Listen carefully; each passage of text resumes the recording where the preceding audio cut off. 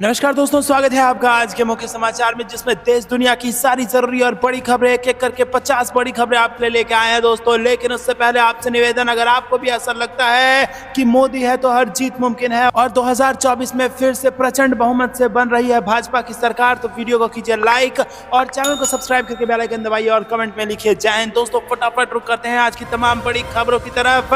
सबसे पहली बड़ी खबर, भारत ने यूएन में पाकिस्तान को लताड़ा, कहा आतंक की फैक्ट्री बंद करे पाकिस्तान, पीओके तुरंत खाली कर दे। जी हां दोस्तों, बेहद बड़ी खबर आ रही है इस वक्त। पाकिस्तान ने एक बार फिर कश्मीर राग अलापा है और इस पर संयुक्त राष्ट्र में भारत की फर्स्ट सेक्रेटरी पेटल गहलोत ने पाकिस्तान में मानवाधिकारों के घोर उल्लंघन की याद दिला दी है और सीधा सीधा दो टूक शब्दों में लताड़ते हुए कहा है कि आतंक की फैक्ट्री बंद करे पाकिस्तान, पीओके तुरंत खाली करे। दोस्तों इससे पहले आपको बता दें कि G20 समिट के दौरान भी जब पाकिस्तान का कोई नुमाइंदा यहां आया था, विदेश मंत्री यहां आए थे, तब भी भारत ने कड़े रुख और कड़े तेवर अपने दिखाए थे और सीधा सीधा यह संदेश दे दिया था कि talk and terror can not go together. आपको क्या कुछ लगता है कमेंट में जरूर बताइए। वीडियो अभी तक लाइक नहीं किया तो लाइक कीजिए। रुक करते हैं ब्रेकिंग न्यूज की तरफ।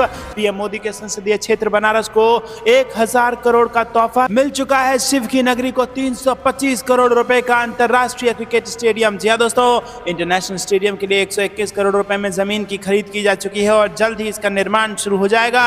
दोस्तों खेलों को बढ़ावा देने के लिए यूपी खेल प्राधिकरण भी इसके साथ ही बनाया जाएगा। तो दोस्तों खेलों को बढ़ावा देने के लिए अब मोदी सरकार ने बड़े कदम उठा लिए हैं और 1000 करोड़ का तोहफा अकेले बनारस को दे दिया है। आपको क्या कुछ लगता है कमेंट में बताइए। रुक करते हैं अगली ब्रेकिंग न्यूज की तरफ। जयशंकर ने बताई महिला आरक्षण की कहानी, तो अमेरिका में खूब बजी तालियां, G20 की भी हुई सराहना। जी हां दोस्तों, भारत के विदेश मंत्री एस जयशंकर शुक्रवार को भारत, ब्राजील, दक्षिण अफ्रीका मंत्री स्तरीय बैठक में भाग लेने के लिए न्यूयॉर्क पहुंचे और लॉटे पैलेस होटल की चौथी मंजिल पर आयोजित बैठक में शामिल बाकी देशों के मंत्रियों को उन्होंने बताया कि आखिर वो यहाँ क्यों आए हैं। जयशंकर ने उन्हें संसद के विशेष सत्र के बारे में बताया और उन्होंने बताया कि कैसे भारत ने संसद और राज्य विधानसभाओं में महिलाओं के लिए 1/3 सीटें आरक्षित करने का कानून पारित किया है। तो दोस्तों भारत ने एक ऐसा कदम उठाया है जिसकी सराहना पूरी दुनिया में हो रही है और अमेरिका में खूब तालियां इसके लिए बजी हैं। दोस्तों रुक करते हैं अगली ब्रेकिंग न्यूज की तरफ। भारत का चीन को मुंहतोड़ जवाब, खेल मंत्री का दौरा रद्द हो चुका है और अरुणाचल के खिलाड़ियों को वीजा नहीं देने का मामला गरमाया। जी हां दोस्तों,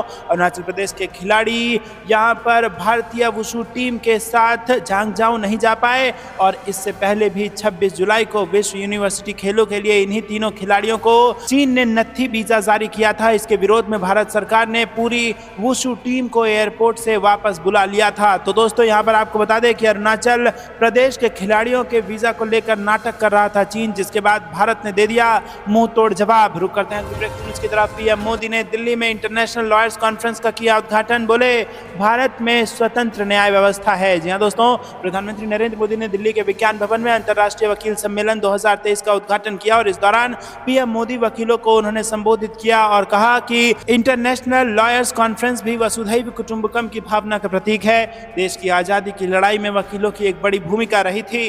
राष्ट्रपिता महात्मा गांधी, देश के पहले राष्ट्रपति और पहले प्रधानमंत्री जवाहरलाल नेहरू और संविधान को बनाने वाले डॉक्टर भीमराव अंबेडकर भी वकील ही थे।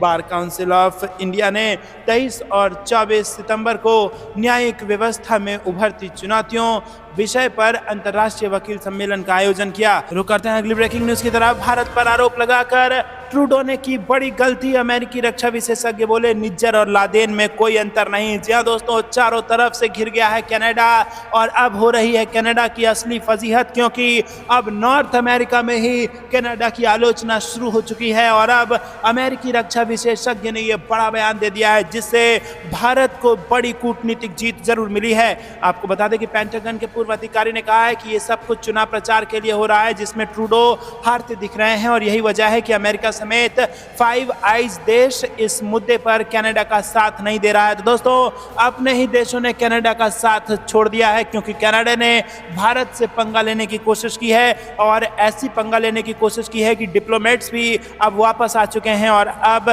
कनाडा की जमकर बैंड बजाई जा रही है और अमेरिका ने भी बोल दिया है कि निज्जर और लादेन में कोई अंतर नहीं है। तो जब लादेन मारा गया तो निज्जर भी मारा गया, तो इसमें कोई बड़ी बात नहीं है। रुक करते हैं अगली ब्रेकिंग न्यूज की तरफ। युद्ध की तैयारी कर रहा चीन, अमेरिका के अस्तित्व को खतरा, राष्ट्रपति पद की उम्मीदवार निक्की हेली का बड़ा दावा। जी हाँ दोस्तों, आपको बता दें कि भारतीय अमेरिकी रिपब्लिकन राष्ट्रपति पद की उम्मीदवार निक्की हेली ने दावा किया है कि बीजिंग किसी युद्ध की तैयारी कर रहा है।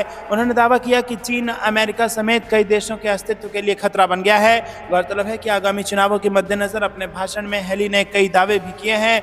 उन्होंने जनता को विश्वास दिलाया है कि उनके शासनकाल में बहुत सी चीजें बदलेंगी। रुक करते हैं अगली ब्रेकिंग न्यूज की तरफ। हिंद प्रशांत क्षेत्र में चीन को घेरने की तैयारी, खास सम्मेलन की मेजबानी करेगा भारत। जी हाँ दोस्तों, हिंद प्रशांत क्षेत्र में चीन की हरकतें बहुत ही ज्यादा बढ़ गई हैं और इसे ध्यान में रखते हुए भारत में अगले हफ्ते एक प्रमुख सम्मेलन का आयोजन किया जा रहा है। रुक करते हैं अगली ब्रेकिंग न्यूज की तरफ। खालिस्तानी आतंकी पन्नू पर एनआईए का एक्शन, अमृतसर और चंडीगढ़ स्थित संपत्तियों को किया जब्त। जी हाँ दोस्तों, खालिस्तानी आतंकी गुरपतवंत सिंह पन्नू के खिलाफ एनआईए ने एक्शन लिया है। एनआईए ने पंजाब में पन्नू की 2 संपत्तियों को जब्त कर लिया है और ये संपत्तियां अमृतसर और चंडीगढ़ में स्थित हैं। इससे पहले 2020 में उसकी संपत्तियां कुर्क कर ली गई थी।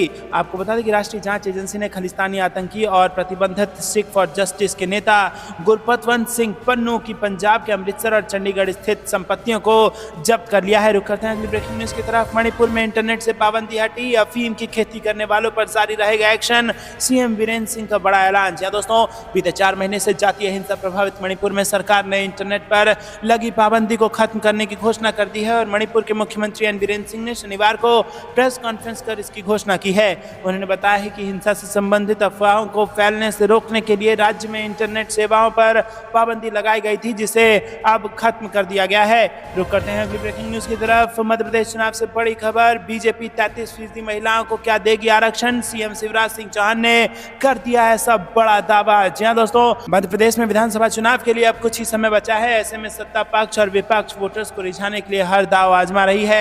इसी बीच मध्य प्रदेश के मुख्यमंत्री शिवराज सिंह चौहान ने महिला आरक्षण के आधार पर टिकट बांटने को लेकर कहा है कि जब कानून लागू होगा तो हम भी आरक्षण के हिसाब से ही टिकट बांटेंगे, लेकिन अभी कुछ कहना ठीक नहीं है।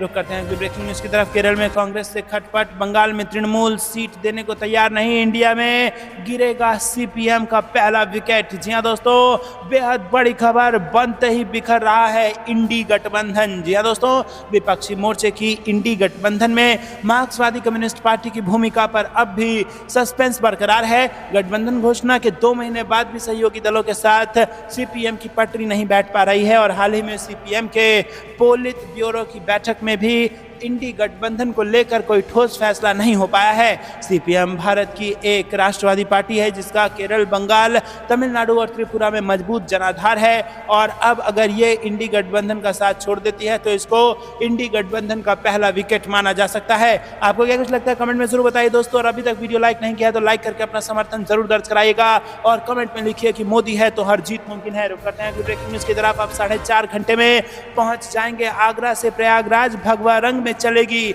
8 कोच की ट्रेन। वंदे भारत ट्रेन से जुड़ी इस वक्त की बेहद बड़ी खबर। जी हाँ दोस्तों, आगरा से प्रयागराज का करीब 447 किलोमीटर का सफर जल्द ही 4.5 घंटे में तय हो जाएगा और इसके लिए उत्तर मध्य रेलवे आगरा मंडल से वंदे भारत एक्सप्रेस चलने जा रही है और रेलवे बोर्ड को इसका प्रस्ताव भेज दिया गया है। उम्मीद है कि ट्रेन दिवाली से ठीक पहले चलने लगेगी।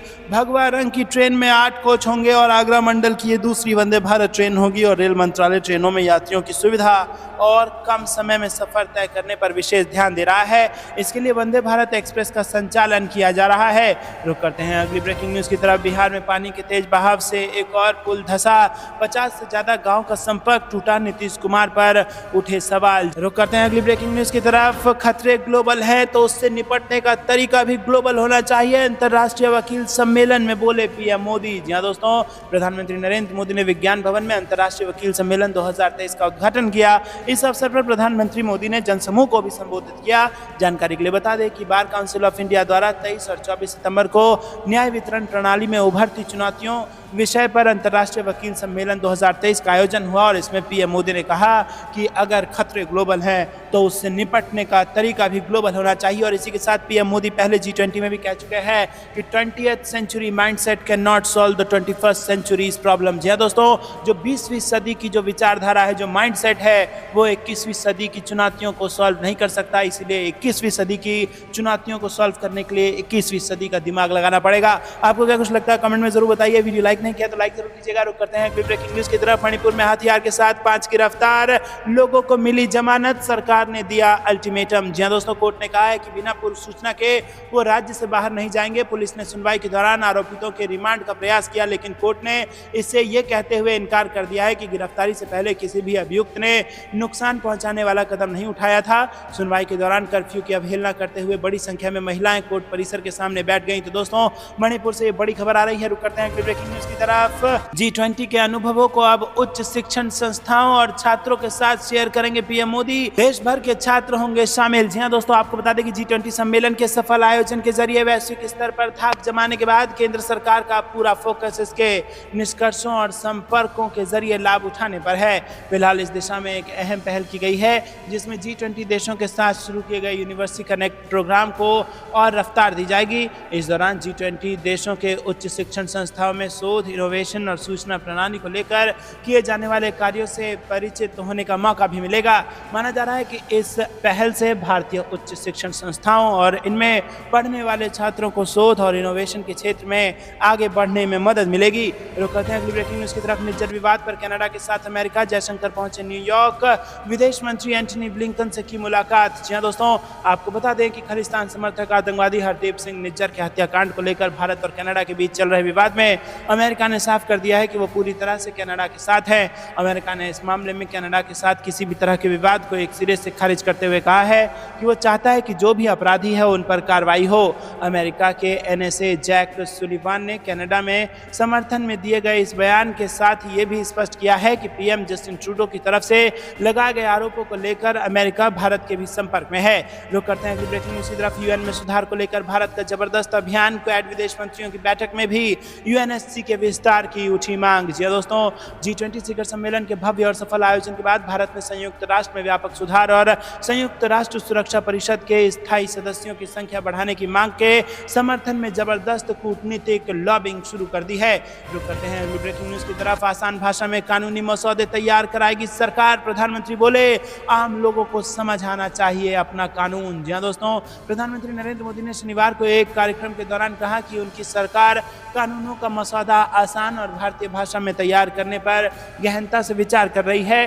अंतर्राष्ट्रीय वकील सम्मेलन का उद्घाटन करते हुए प्रधानमंत्री मोदी ने कहा कि कानूनों में इस्तेमाल होने वाली भाषा न्यायिक प्रक्रिया में न्याय सुनिश्चित करने में अहम भूमिका निभाती है। प्रधानमंत्री मोदी ने अपने संबोधन में कहा कि हमारी सरकार सोच रही है कि कानूनों को 2 तरीके से पेश किया जाना चाहिए, जिनमें एक मसौदे में ऐसी भाषा होगी जो आप इस्तेमाल करते हैं और दूसरे मसौदे में ऐसी भाषा होगी जो देश का आम आदमी समझ सकता है।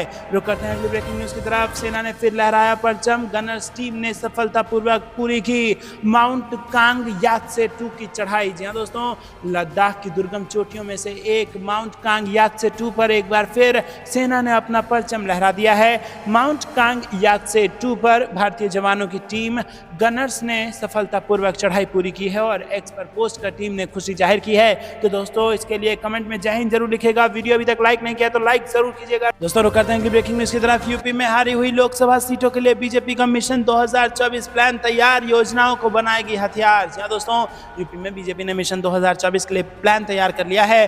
भाजपा आगामी लोकसभा चुनाव में महिला आरक्षण बिल, आयुष्मान भारत और प्रधानमंत्री विश्वकर्मा श्रम सम्मान योजना को हथियार बनाएगी। पार्टी के राष्ट्रीय महामंत्री सुनील बंसल ने शुक्रवार को सीतापुर रोड स्थित वाटिका में हारी हुई 5 लोकसभा सीटों के प्रभारी, संयोजकों, विस्तारकों संग बैठक की है। उन्होंने अधिकाधिक पात्र लोगों को विश्वकर्मा श्रम सम्मान और आयुष्मान योजना से जोड़ने को कहा है। साथ ही महिला बिल को लेकर भी हर घर तक पहुंचकर महिलाओं से चर्चा की बात कही है। पार्टी की लोकसभा प्रवास योजना बैठक शुक्रवार को प्रदेश भाजपा अध्यक्ष भूपेंद्र सिंह चौधरी की अध्यक्षता में शुरू हुई। रुक करते हैं अगली ब्रेकिंग न्यूज की तरफ।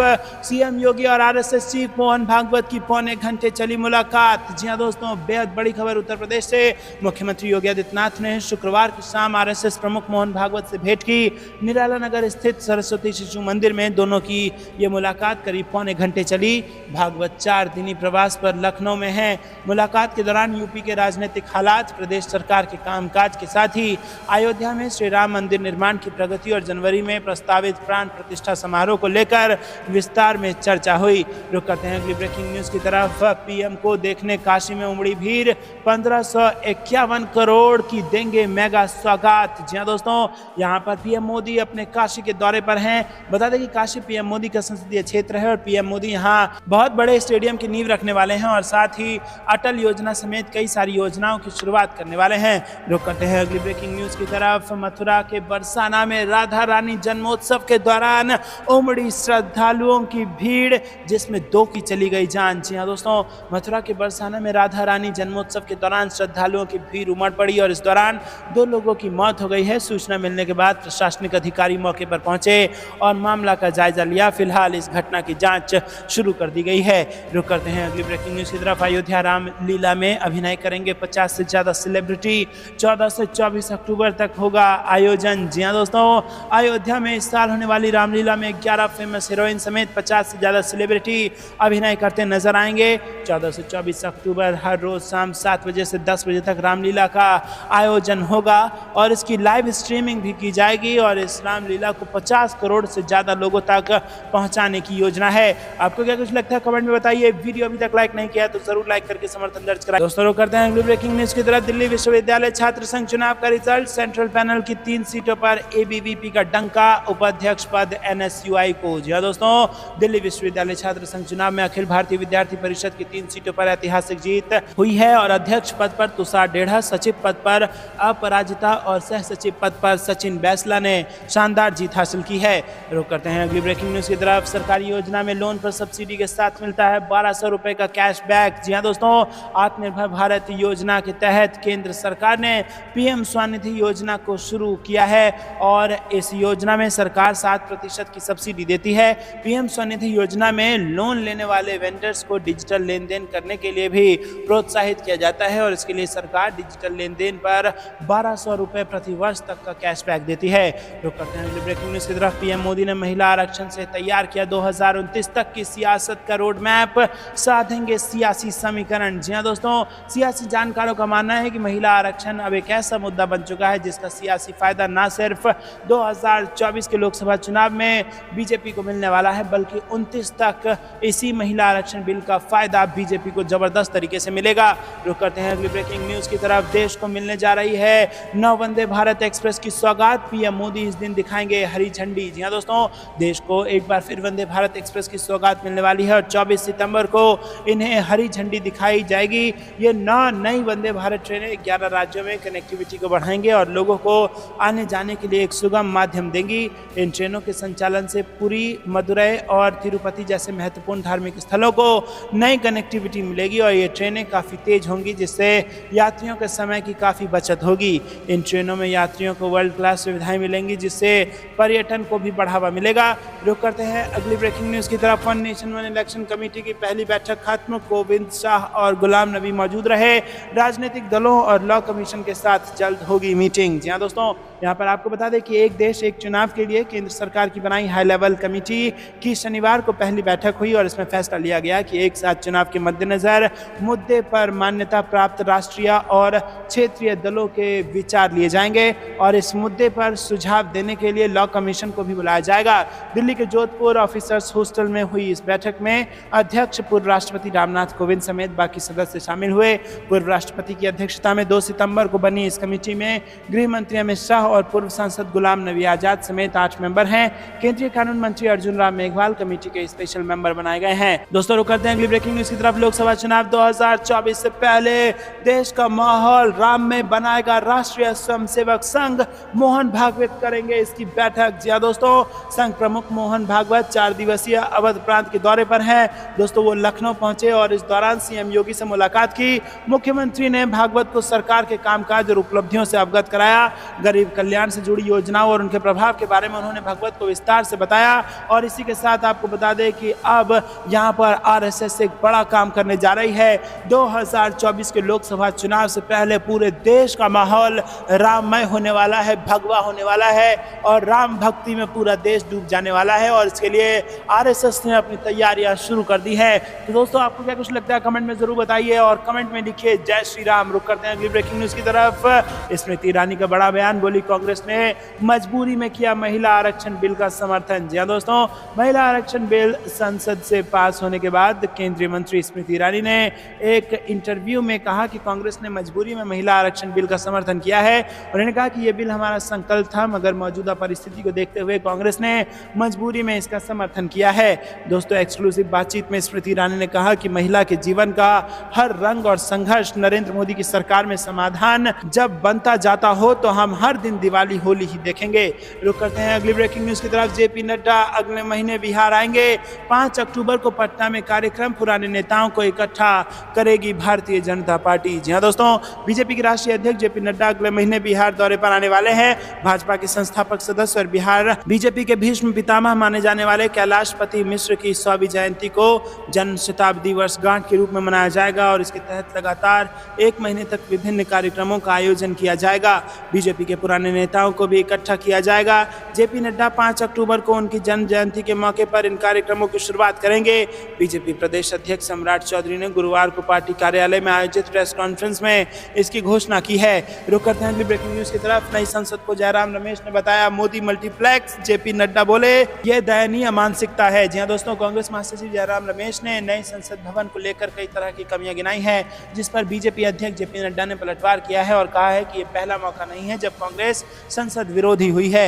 रुक करते हैं अगली ब्रेकिंग न्यूज की तरफ। इंदिरा गांधी का घर भारत सरकार को वापस किया जाए, जयराम रमेश पर गिरिराज का पलटवार। जी हां दोस्तों जयराम रमेश ने कहा कि पुरानी इमारत में यदि आप भटक जाते थे तो आपको अपना रास्ता फिर से मिल जाता था, क्योंकि ये गोलाकार था। नई इमारत में यदि आप रास्ता भूल जाते हैं तो आप भूल भुलैया में खो जाते हैं। और इसी पर गिरिराज ने पलटवार करते हुए कहा है कि इंदिरा गांधी का घर भारत सरकार को वापस किया जाए। रुक करते हैं अगली ब्रेकिंग न्यूज की तरफ। एक क्या 10 FIR भी कर लो, चारा चोर का बेटा नहीं हूं जो डरूंगा, पटना में पेशी के दौरान गरजे मनीष कश्यप। जी हां दोस्तों, जेल में बंद यूट्यूबर मनीष कश्यप शुक्रवार को अपने पुराने रंग में नजर आए। मनीष कश्यप पटना के सिविल कोर्ट में पेशी के लिए पहुंचे थे और जहां उन्होंने आक्रामक अंदाज में अपने विरोधियों से लेकर पुलिस और बिहार की सरकार तक पर निशाना साधा। मनीष कश्यप सरकारी तंत्र की दशा पर जमकर बरसे और यूट्यूबर मनीष कश्यप ने पुलिस की गाड़ी जिसमें कैदियों को लाया जाता है उसकी बदहाली पर जहां सवाल खड़े किए, वहीं हाजत में जिस तरह से कैदियों को रखा जाता है उससे भी उन्होंने अपना गुस्सा दिखाया।